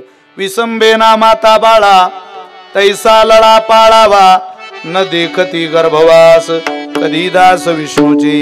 आई जसा लेकराचा सांभाळ करते तसा सांभाळ करण्याकरता प्रत्यक्ष भगवान परमात्मा आमच्या साथीला आला, आम्हाला सहकार्य करायला आला. इतकी कृपा जर कोणी केली असेल तर ती भगवंतानं केली. म्हणून त्याच्या दिशेनं जाण्यातच आणि त्याचं अनुसरण स्वीकारण्यातच आम्हाला आनंद आहे. आज या परिवाराने अत्यंत विनयाने वडिलांचा विधी केला. का सोमसूर्यादी ग्रहणे येऊनी करती पारवणे, की माता पितर मरणे अंकित जे दिवस. आई वडिलांच्या मृत्यूची तिथी मृत्यूचा काल आपण योजला, त्याचा विधी केला तर तुका म्हणे पितृ आशीर्वाद देती, कल्याण इच्छिती व्हावे तया. आपल्याला आशीर्वाद 100% मिळणार आहे. हा विधी प्रभू रामचंद्रांनी सुद्धा वडिलांचा केलेला आहे. त्यामुळे आपण सुद्धा करा.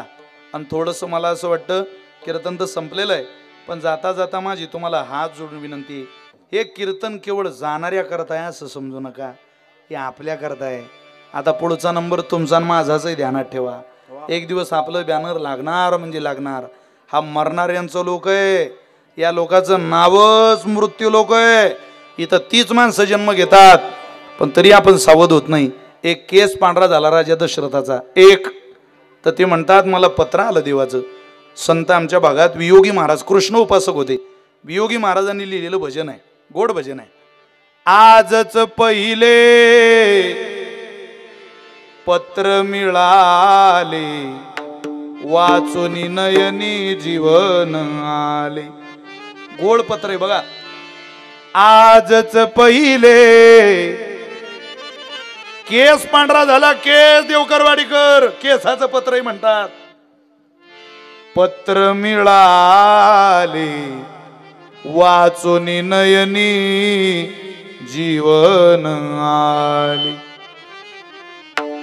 खेळ गडी पण परका झाला, परका झाला. जवळचा मित्र गेला की असं वाटतं रे आपलंही संपलं. पंढरीनाथ बाबांचे अनेक मित्र कीर्तनाला बसले असतील. तुम्ही म्हणा आमचा पंढरीनाथ नावाचा मित्र गेला, जितू लहान होता तेव्हा. अरे 7 वर्ष झाले या जितू नावाच्या पोरानं हा सोन्याचा संसार वडिलांच्या आशीर्वादानं उभा केला ना. आता पंढरीनाथाची खरंच गरज होती गड्या. सुखाचे दिवस आले आणि पंढरीनाथ गेला असं त्यांचे मित्र म्हणत असतील. खेळ गडी पण परका झाला, परतोनी मागे नाही आला. म्हणूनच माझे ध्येय खचले, वाचून नयनी जीवन आले. आजच पहिले पत्र मिळाले, वाचून नयनी जीवन आले. झाला माझा जीव परदेसी, झाला माझा जीव परदेसी, जीव परदेसी, जीव परदेसी, जीव परदेसी, जीव परदेसी. आज आयुष्य संपलेलं आहे आणि आयुष्य संपलेलं असताना मी आता प्रवासाला निघालोय. थोडा आवाज द्या. तसं तुकोबरांनी जाता जाता सगळ्यांना वंदन केलं. राम कृष्ण हरी राम कृष्ण हरी राम कृष्ण हरी राम, राम कृष्ण हरी राम कृष्ण हरी राम कृष्ण हरी राम, राम कृष्ण हरी राम कृष्ण हरी राम कृष्ण हरी राम, राम कृष्ण हरी राम कृष्ण हरी राम कृष्ण हरी राम. राम कृष्ण हरी बोला, राम कृष्ण हरी बोला,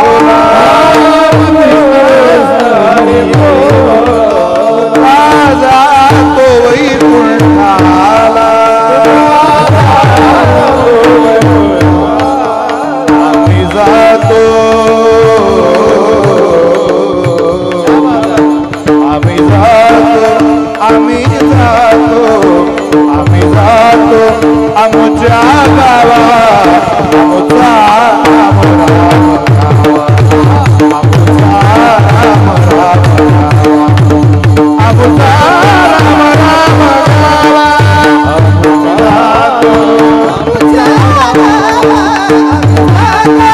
आमचा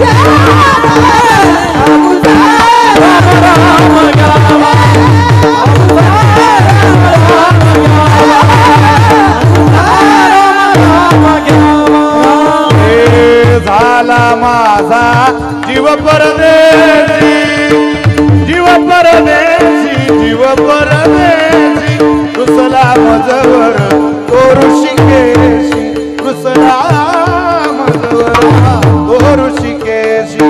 म्हणूनच माझे, म्हणूनच माझे, म्हणूनच माझे, म्हणूनच माझे ध्येय खचले, म्हणूनच माझे ध्येय खचले, म्हणूनच माझे ध्येय खचले. वाचून नयनी जीवाना, वाचून नयनी जीवाना, वाचून नयनी जीवाना,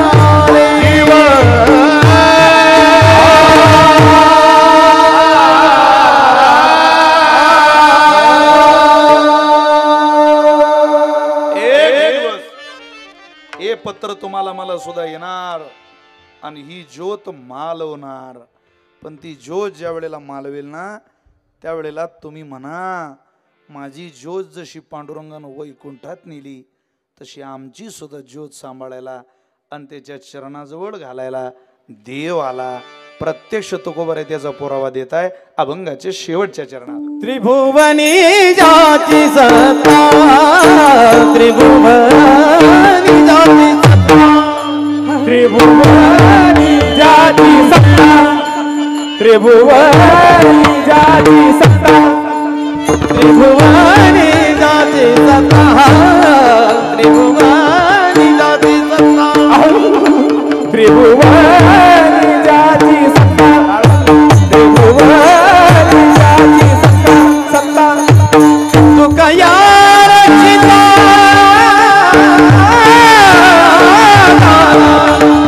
तुका यार चिता न देखाती गर्भवास, न देखाती गर्भवास,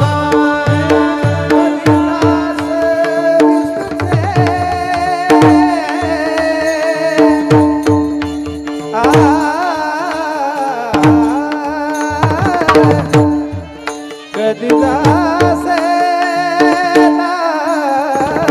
दासे, कधी दासे, कधी दासे, कधी दासे, कधी दासे,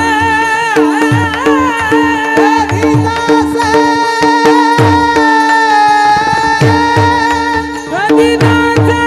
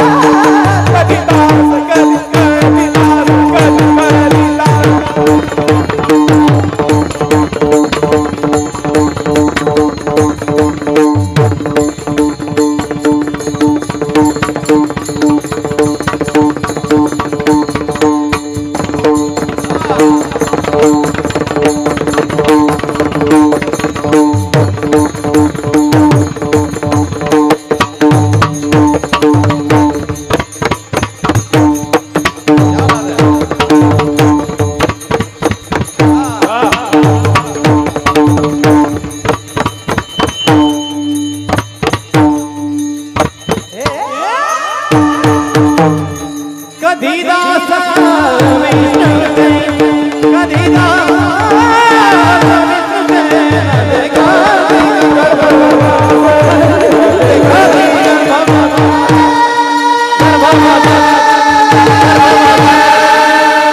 बार कुमारी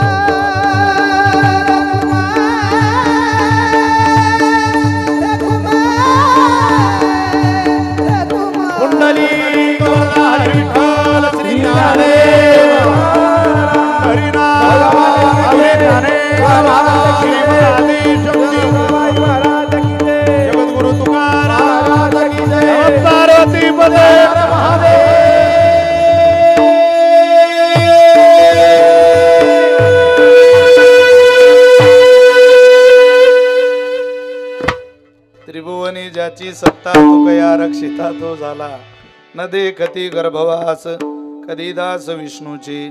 भगवंतानं आपल्याही कधीतरी रक्षणाला यावं असा अट्टहास असा आग्रह या नैमित्तिक कीर्तनाच्या माध्यमातून भगवत चरणी करूया.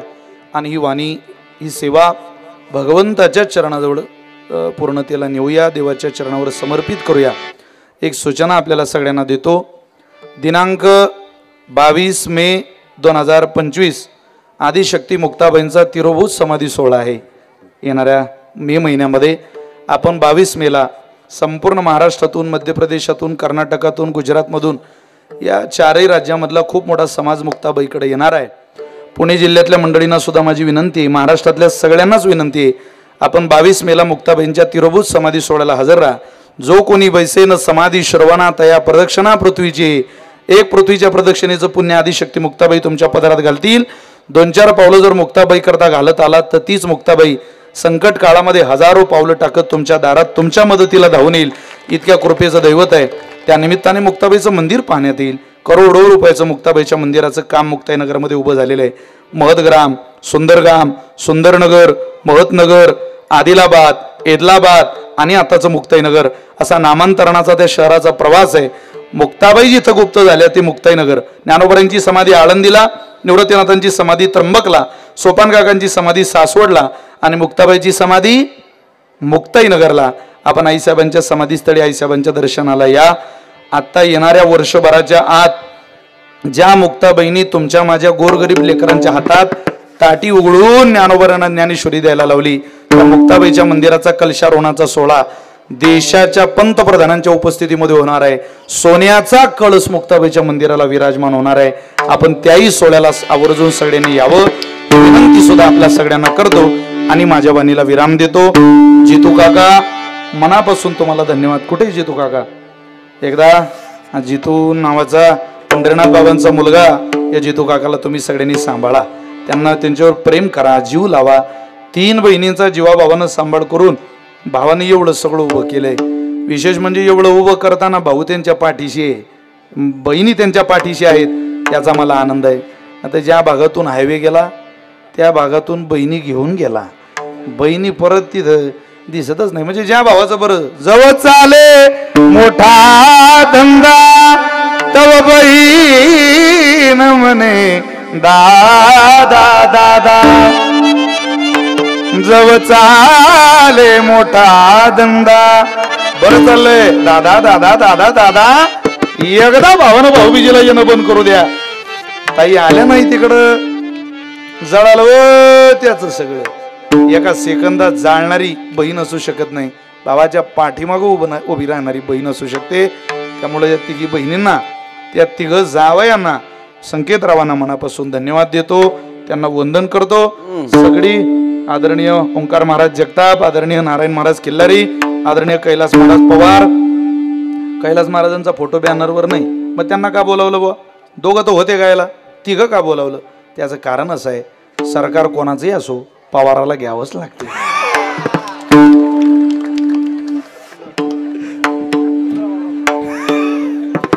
अरे सरकार या तिघाचा असू द्या नाही तर त्या तिघाचा असू द्या, पवाराला आल्याशिवाय काही सरकार पूर्ण होत नाही गड्या.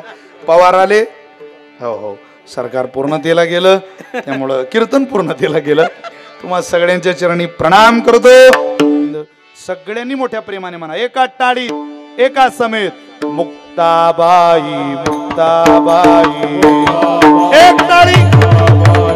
आदिशक्ती मुक्ताबाई, आदिशक्ती मुक्ताबाई. योग माया मुक्ताबाई, योग माया मुक्ताबाई. ब्रह्मचित्कला मुक्ताबाई, ब्रह्मचित्कला मुक्ताबाई. श्री संत मुक्ताबाई, श्री संत मुक्ताबाई. जगन्माता मुक्ताबाई, जगन्माता मुक्ताबाई. आमची आई मुक्ताबाई, आमची आई मुक्ताबाई. माऊली माझी मुक्ताबाई, माऊली माझी मुक्ताबाई. दासा ठाव द्यावा पाय, दासा ठाव द्यावा पाय. मुक्ताबाई मुक्ताबाई मुक्ताबाई मुक्ताबाई मुक्ताबाई मुक्ताबाई मुक्ताबाई मुक्ताबाई मुक्ताबाई मुक्ताबाई मुक्ताबाई मुक्ताबाई मुक्ताबाई.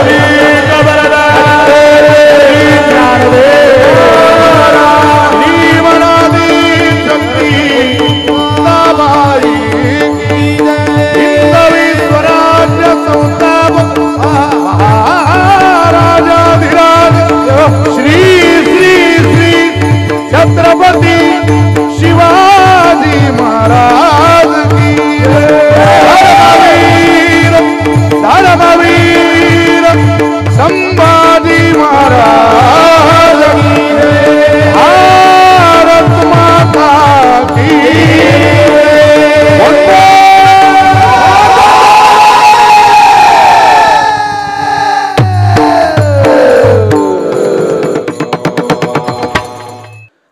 मला असं वाटतं ज्या सिंधू नदीच्या खोऱ्यातून हिंदूचा जन्म झाला, जी पवित्र मैया गंगा सिंधू, तिचं वर्णन हिंदुस्थानच्या शास्त्रामध्ये धर्मामध्ये धर्मग्रंथामध्ये केलं जातं, त्याच खोऱ्यात सिंधू मातेच्या खोऱ्यात जर जात धर्म विचारून हिंदूवर गोळ्या झाडायची वेळ येत असेल तर मला असं वाटतं आता हिंदूंनी 100% जागा होण्याची गरज आहे.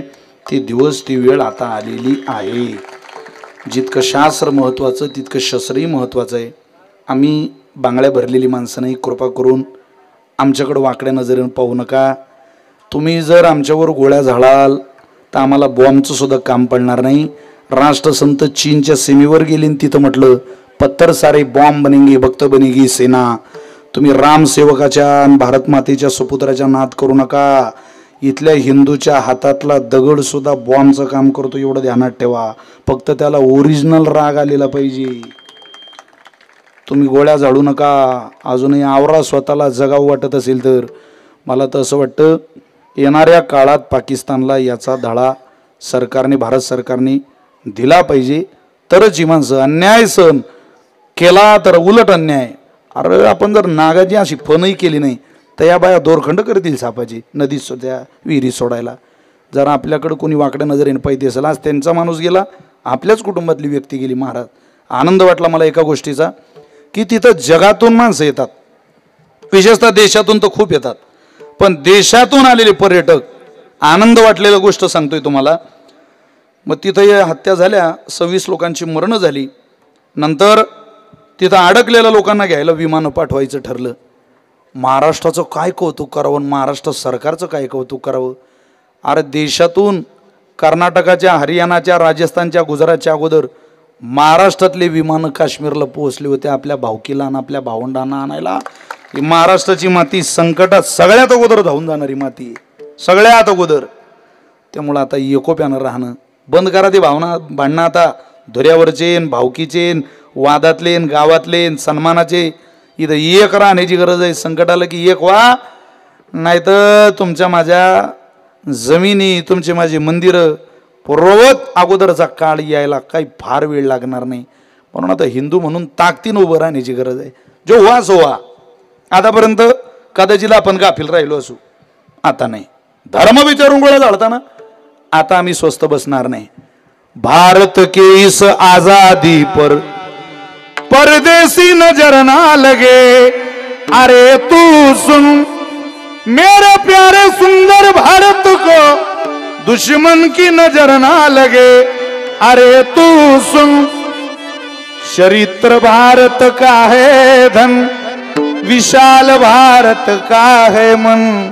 कहता तुकड्या नवा जमाना नवनिर्माण करेंगे हम, नवनिर्माण करेंगे. अरे भारत की इस आजादी पर परदेसी नजर ना लगे. अरे तू सुन. आता ऐकायची वेळ आलेली, आता सांभाळायची वेळ आलेली.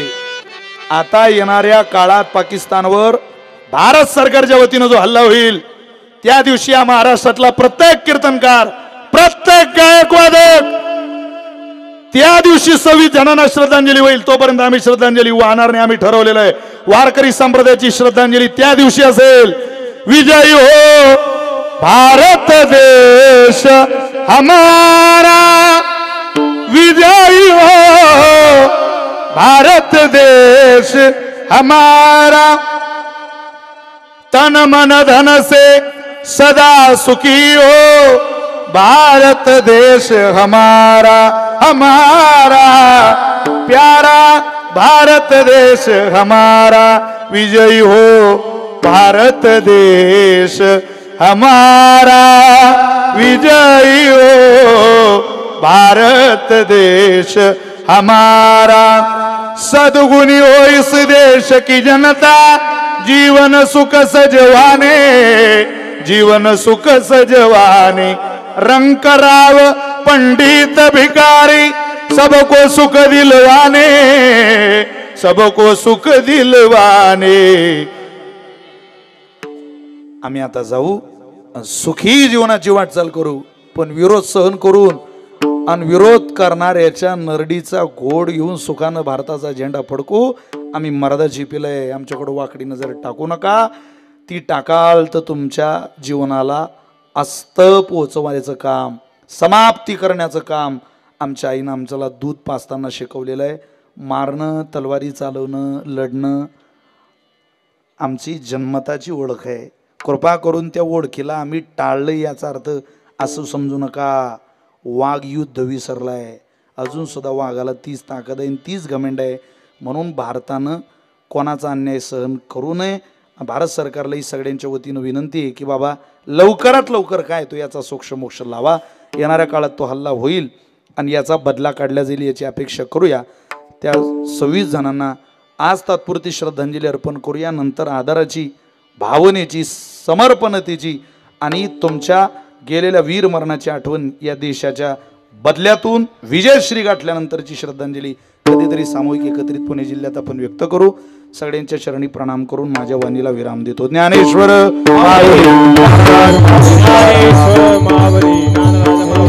विठ्ठल जय जय विठ्ठल जय जय विठ्ठल जय जय विठ्ठल. बोली ले कुरे बेडे बापुणे उतरे करा क्षमा अपराध मारा करा क्षमा अपराध मारा ज्ञानेश्वरा रखा पाया भयंकरा करा क्षमा अपराध महाराज तुम्ही. आरती ज्ञान राजा महाकैवल्य तेजा सेवक साधू संत मनो वेदला माझा. आरती ज्ञान राजा लोपले ज्ञान जगे ज्ञान कोणी अवतार नाव ठेवले ज्ञानी. आरती ज्ञान राजा महाकैवल्य तेजा सेवक साधू संत मनो वेदला माझा. आरती ज्ञान राजा प्रगट गुहे बोले विश्व ब्रह्मांड केले राम जनार्दनी चरणी मस्तक ठेवले. आरती ज्ञान राजा महाकैवल्य तेजा सेवक संत मनो वेदला माझा. आरती ज्ञान आरती तुकाराम स्वामी सद्गुरुरामा संतान मूर्ती पाय दाखवी अमर दिलवा दाखवी सागरात पाषाण भरले सद्गुरुबळ आ बंदर शिया तुकाराम स्वामी सद्गुरुरामा संतान मूर्ती पाय दाखवी अमर दिलवा पिता तुलने से ब्रह्मा तुकाराम मनोनी रामेश्वरी चरणी मस्तक ठेवले. आरती तुकाराम स्वामी सद्गुरुरामा संतान मूर्ती पाय दाखवी अमर तुकाराम.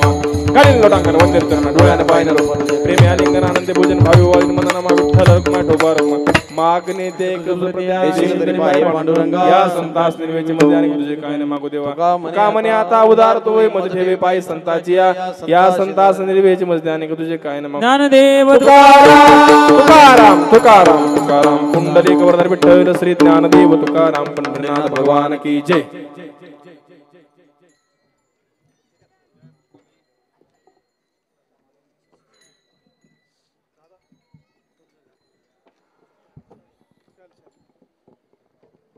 एक आदर्श व्यक्तिमत्व कैलासवासी पंढरीनाथ नाना साहेबराव देवकर यांच्या 7व्या पुण्यस्मरणाच्या निमित्तानं आपण सर्वजण या ठिकाणी जमलेलो आहोत. जितूकाका देवकर आणि परिवाराच्या वतीनं अतिशय सुंदर अशा सोहळ्याचं या ठिकाणी आयोजन केलेलं आहे आणि या कार्यक्रमाचं औचित्य साधून या ठिकाणी आत्ताच ज्यांची कीर्तनरूपी सेवा या ठिकाणी समर्पित झाली ते मुक्ताई जळगावचे सुपुत्र आणि महाराष्ट्राचं भूषण हरिभक्त परायण विशाल महाराज खोले यांचं अतिशय सुंदर असं कीर्तन या ठिकाणी संपन्न झालेलं आहे. खरं तर महाराजांबद्दल आपण काय बोलावं, ज्यांना साक्षात देवी सरस्वतीचा आशीर्वाद लाभला आहे. आणि खरं तर महाराजांनी बसणाऱ्या ऐकणाऱ्या श्रोत्यांच्या हृदयाचा ठाव घेणारा आवाज ज्यांच्याकडे आहे तेवढंच त्यांचं गायन सुमधुर आहे. ज्यांचा खरं तर संत साहित्याचा अतिशय गाढा अभ्यास आहे आणि संतांचे विचार आमच्यापर्यंत आम्हा सर्वांना समजेल उमजेल अशा भाषेमध्ये पोहोचवण्याचं कौशल्य ज्यांच्याकडे आहे. खरं तर परमेश्वराचा आशीर्वाद असल्याशिवाय हे होऊ शकत नाही असं मला वाटतं. खरं तर महाराज, आम्ही आत्तापर्यंत तुम्हाला फक्त टी व्हीमध्ये, इंस्टाग्रामवरती, यूट्यूबवरती पाहतो आहे, परंतु खरं तर आज तुम्हाला पाहण्याचा ऐकण्याचा या ठिकाणी योग आला. खरं तर आज कृतार्थ झाल्याची भावना आम्हा सर्वांच्या मनामध्ये आहे हे मला या ठिकाणी आवर्जून सांगावंसं वाटतं. खरं तर आपल्या महाराष्ट्राला वारकरी संप्रदायाची फार मोठी परंपरा आहे आणि ही परंपरा अतिशय समर्थपणे पुढे नेण्याचं काम तुम्ही करताय.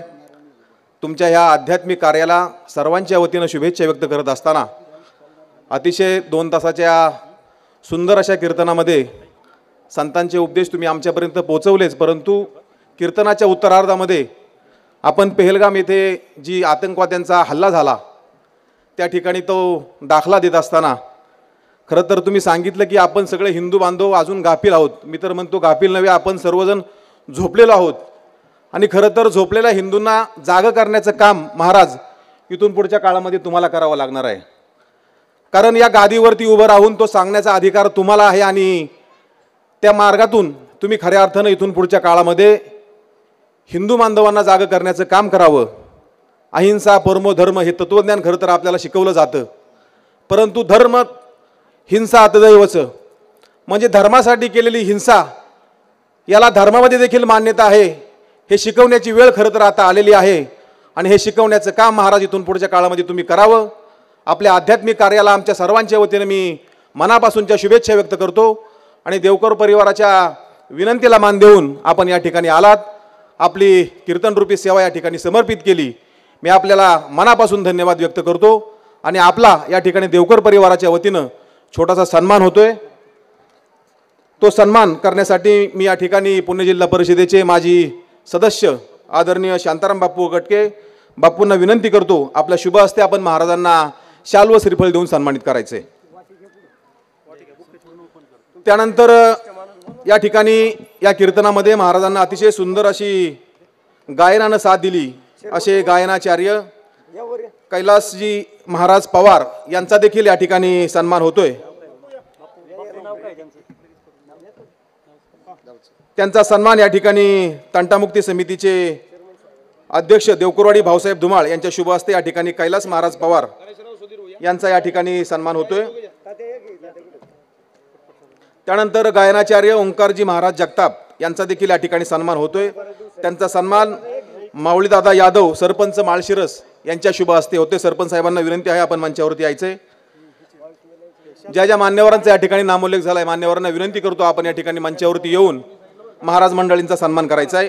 या ठिकाणी आदरणीय विशाल महाराज खोले यांचा सन्मान होतोय. त्यानंतर कैलास महाराज पवार यांचा देखील या ठिकाणी सन्मान होतोय. त्यानंतर गायनाचार्य ओंकार महाराज जगताप यांचा देखील या ठिकाणी सन्मान होतोय.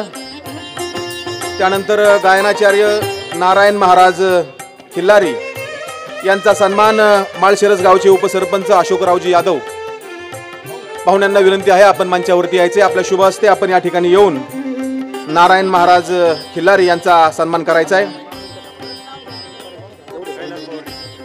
कैलास महाराज पवार यांचा या ठिकाणी सन्मान होतोय. भाऊसाहेबजी धुमाळ यांच्या शुभ हस्ते या ठिकाणी संपन्न होतोय. महाराज या.